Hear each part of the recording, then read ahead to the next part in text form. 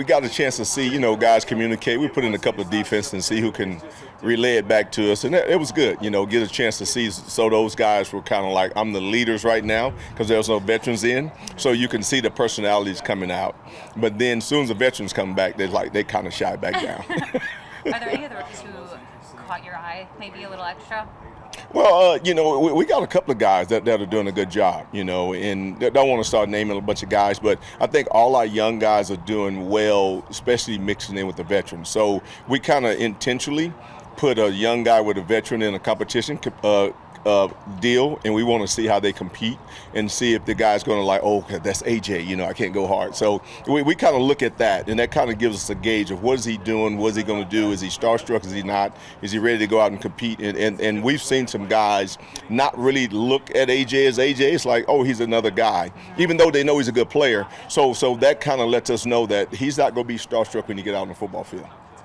And when it came to the competition level, how did they pair up even? Like, I know AJ is a veteran and obviously more experienced, but sometimes rookies can rise to the occasion really early. Well, to me, I think that's what we're kind of looking for. We're not really looking for AJ to go out and just demolish a guy. We're looking for AJ, like I said, when we put veterans with young guys, we want to see what are you going to do, because that's the thing that we get out on the football field. So if you got to go cover Jamar Chase, you got to go cover any of one of the top elite receivers, what are you going to do when we put you out there? Are you going to be that video guy that's, I really love them? Or you know what, this is my job now, and I got to go compete. So that's the stuff that we're trying to compete, do here, and that's we can make that up in our group, and it'll start out, in a couple of weeks that we're getting ready to go against the offense. So because we've never been against them. So how do they act when they go against Drake? How do you act when you go against Mooney? So that's the stuff that we got to create these 2 weeks in order to get them ready for the next week. Are you happy with what you've seen so far? Yeah, I am. I think our guys are doing a really good job. They're doing exactly what we asked them to do. Of course, you can't do the pads and stuff like that. So we're asking guys to be more athletic in thinking and, what are you doing when you get on the football field? You're talking, you're doing those things, and those guys are doing a good job. How do you assess that competitive nature prior to the draft? Well, the first thing you do is, I always look at three things. That's just me personally. I look at a game early in the year, I look at a game late in the year, and then I look at their rival game. Because to me, the NFL every week is a rival game. So of course, if I'm looking at Georgia, I'm looking at Auburn, I'm looking at, those top. How are you going to play when it's time for you to play every week? So now, if I can get a guy playing at his best against their rival game, you're pretty much going to do that when you get ready to go here. Because I'm telling you, every week is your rival game in NFL. So I look at Billy, I look at, what did he do when he get ready to play against Texas? Because I know that's a big-time rival game. I look at Notre Dame, what did you do when you're playing against Stanford and those guys? Because it can't be just another game. So when I'm looking at those guys, that tells me how they compete. And then you look at the stats and say, what do they do in those games? Because now that they play their best game in the rival game, well, it's going to show up over here. Now, because you can find some guys that play against less competition, they have great stats. But when they play against a rival game, you're like, okay, what happened to him? Well, what's going to happen is when he gets to this level, you're going to be thinking what happens to him. So the competition in your rival game is always like that, because you generally know people that's at other schools, so that helps you actually prepare. On that note, what did you see from the rookies in that regard? Well, yeah, pre-draft, I've seen guys competing. When I looked at Xavier, I looked at Jalen, I looked at James, you watched Billy. Those guys competed at a high level. When their stats came out, you talking about, being the best linebacker, being one of the best defensive linemen, being like the DBs we got lucky, I thought. You look at it, they're number one and number two the last 2 years in interceptions. So they're not just throwing the ball to them. I know sometimes you get what we call a punt thrown to you, but for the most part, these guys are working for plays, and they were going against good competition. When especially Xavier, you look at they run the last couple of years, they're playing against everybody in the league. They playing against some SEC teams, they're playing against everybody. So even though they didn't win it all, to me, I thought they did a great job of competing against other competition across the board. This season already, the emphasis for the defensive front is the pass rush. What's the emphasis for the back half? Well, to keep covering. To me, I think rush and coverage always goes hand in hand. And I know we've always talked, you put a lot of emphasis on the pass rush. But if the quarterback can throw the ball before the count of two, pass rush is non-void. It's not going to get there. I don't care what nobody says. So our job is to make sure we make them hold the ball. Keep dividing schemes to make the quarterback hold the ball so the pass rush can get there. And then another thing that I think that, just me personally, I think that we can really, really improve on is our fanfare of understanding when the opponent is out on the field. Make a lot of noise. The quarterback cannot be able to hear the play call. And then also that helps us with the snap count. And then that'll help you with your pass rush. Because if the offense line can't hear, there's some things that they do and they gives us tips that this is what they're going to do and here's the snap count. So that helps the pass rush also. You mentioned Xavier. What are you looking to see from him this season? Well, really, you want to see him go in and compete and do the things that he did at Notre Dame. Now, is it going to be a little bit tougher for him? Of course. He's over there with Jesse and he's over there with DeMarco and Kevin and all those guys, right? So to me, he has to go out and say, okay, I know what I did at Notre Dame. I know who I am, and this is not just a one-off. I can go out there and compete against anybody in the country. And now they may not give me a job, but now I got to go take a job. I think that's when we're going to get the best of Xavier. What do you expect out of DeMarco this season coming back from the injury? Well, to me, I expect DeMarco to be the physical guy he was at Alabama. We got to get him back to that mindset. And I know it's hard when you have a year off. And then now it's like, what are you expecting out of me? You got a new defensive staff. You got a new defense coordinator. But I think at the end of the day, DeMarco just needs to be what he was at Alabama because that's why I liked him. He's a physical football player. He's going to hit you. He may be doing some other things for us, but be Alabama DeMarco, and I think that'll be enough. How difficult was it for him? Because he was having such a good training camp from what I remember. And then Yep. to have the injury and just stall that momentum that was building from his rookie year. Well, to me, I think the biggest thing that he helped himself with is coming to the meetings all the time. And now he still understands that the football part is still football.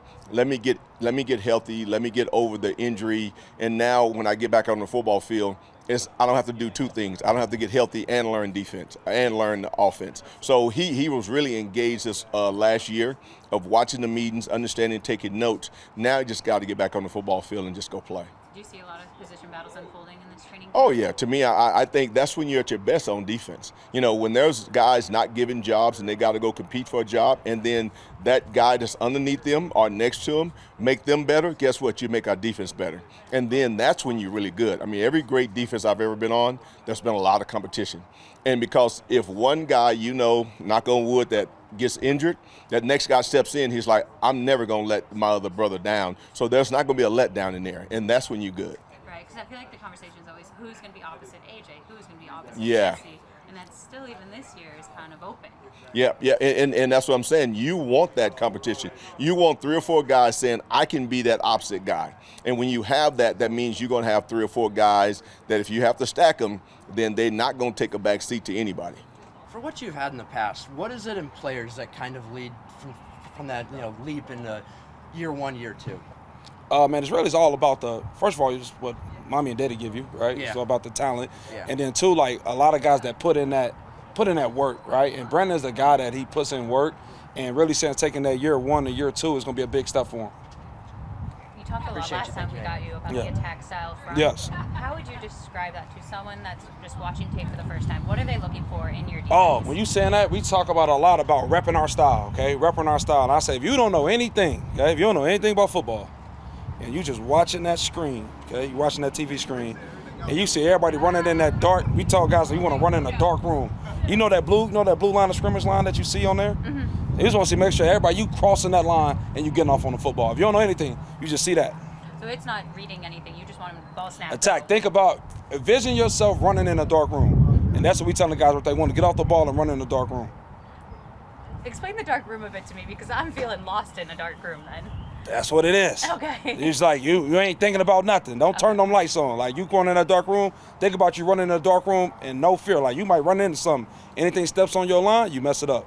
Do you want them running as a wave or is it just everyone go as hard as they can? Everybody go as hard as they can. That's what we kind of talk about, that running that dark room mentality, and we talking about no weak links, okay? No weak links. When you out there, right, think about how to wear the style we're going to ask these guys to play. We ask you to go, like I said before, we throwing haymakers.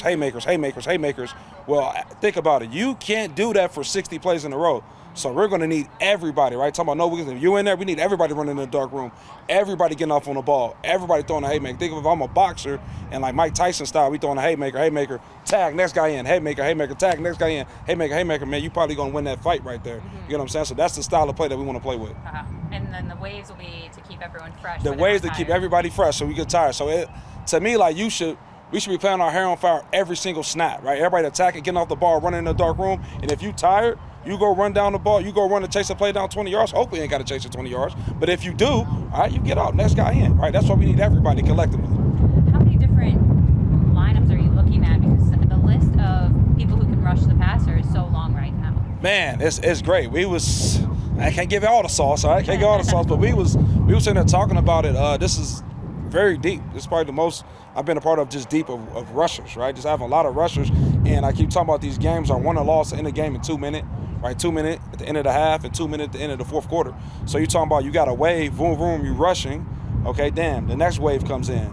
Okay, so you're talking about 2 minutes really closing out games this year with the guys we got. There's so many objects. I was watching some of the Houston film to kind of get an idea of what you're preaching and to like see what it looks like on the field. And I was like envisioning who Falcons players could be. And I was like, okay, if you have Dorless and Rook and Morgan and David Onyemata, but then you're not even mentioning Jalen, James, and Arnold, and Zach. It's endless. There's so many options. We can evolve in stuff that we did in Houston, and we can evolve it so much more with the different body types that we have around. Even like I think Caden Ellis is a good rusher, right? I think he can rush. Right? Walker, I think he can rush. Like right there from the. I don't want to say too much, but like those guys right there we can evolve. It's a lot of different ways we can get to the quarterback. And do you think because the attack style is, I don't want to say simple, but an idea that you just go makes it easier where you have a bunch of options then to it makes it easier. We tell the guys, man, you think you stink, right? We want you to get off the ball and go make plays, right? But this front is built for the defensive line to attack, to fly off the ball, and to make plays. I want you to make plays, hit your career highs, right? Stop being in this front. I ain't invented attack style, right? I didn't invent it. I'm just convicted on it, been in it since I've been in the league. Been in the attack style defense. And you just see the way that guys make plays, the way that guys just get out to the ball, and the mentality, the mindset, and it's going to really unlock a lot of stuff these guys got in his body that you'll take in any attack style system. Is there a way to prevent the screens that come out from the offense when you do the attack style? Yeah, that's when you practice it, and I'm saying we run it in the dark room. We got to have a little awareness now. A little awareness. That's when the game plans and things go on, when you have to make sure you're disciplined and you dialed in on certain things, and that's our job as coaches to do that, to make sure they're disciplined and dialed in. But man, like you got your issues with any front, right? Any front, and that's the case. But man, still want to rep our style and run in that dark room. How excited are the guys in the room? Man, they really excited. I think excited because it's new. It's something new for them. Man, like, who don't like flying off the ball, right? If you're a defensive lineman, like you love that, like you live for that, right? So I think a lot of guys' excitement, a lot of competition out here on the field, a lot of guys getting off on the ball, a lot of guys having fun. It wasn't passed today, and this is a hard skirt, sorry, should have prefaced it, but it wasn't passed today. The tush push isn't going to be banned. What are your thoughts on that? Man, if it's legal, it's our job to defend it. Interesting too, because in that as well, I feel like you have some guys across the defensive line that kind of can do a little bit, and according to what system's in play, like someone like a Zach Harrison, or even Brandon Dorless. Like these are guys who I think could be like Zach Harrison, like a big D end, but he played primarily inside last year. I'm curious kind of where he fits into what y'all are doing and what you like about him. Kind of like you just said, He fits everywhere. He's a little bit everywhere, he's a classic player who's a chess piece. I like to call, the guys on defense are chess pieces. The more you can move the pieces around kind of, to your advantage, the more, percentages you have of doing things very well on that play or whatever we're asking him to do. And the thing about Zach that gets you really excited, he's a smart football player. Obviously, he's coming into more and more years where he's gained a lot of experience, and he has been moved around and played a lot. Dorless, all those guys. I think when you have a lot of players who chess pieces, you can deploy them in a lot of different ways in your defense, strategy-wise, scheme-wise, when you're game planning and doing things like that, which not only just going to help and make us better. So we're ultra excited about Zach. Obviously, as a front, like I said, we all get to work together, but, you know, I am kind of hands-on. We're working with some of those guys and trying to help their game out, you know, as far as when it comes to techniques and fundamentals. Because that was going to be my question. Was just kind of like where he fits and how he fits, because I know that it can kind of go back and forth a little bit with him. So that's good to know. Sorry, you go ahead. Thanks, man. Appreciate it. Raheem said that he could see Jalen Walker being a future captain. How have you seen him step into that role even through minicamp?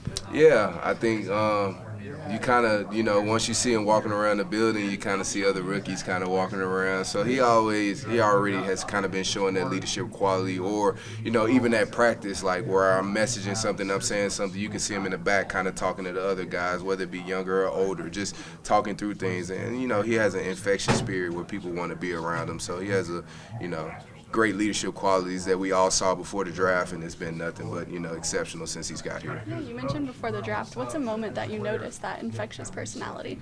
I think more so, you know, once we got a chance to actually see him, you know, in the meeting room. I think the first impression that he made on me when he walked in into the combine, man, he was sharp, he was on it, man. You know, he's precise. You know, he's a guy that really works at his game. And you could just tell that he's going to gravitate, man. He had this aura about him when he walked in that all of us are just kind of jaw-dropping, you know what I mean? But he's been doing a great job.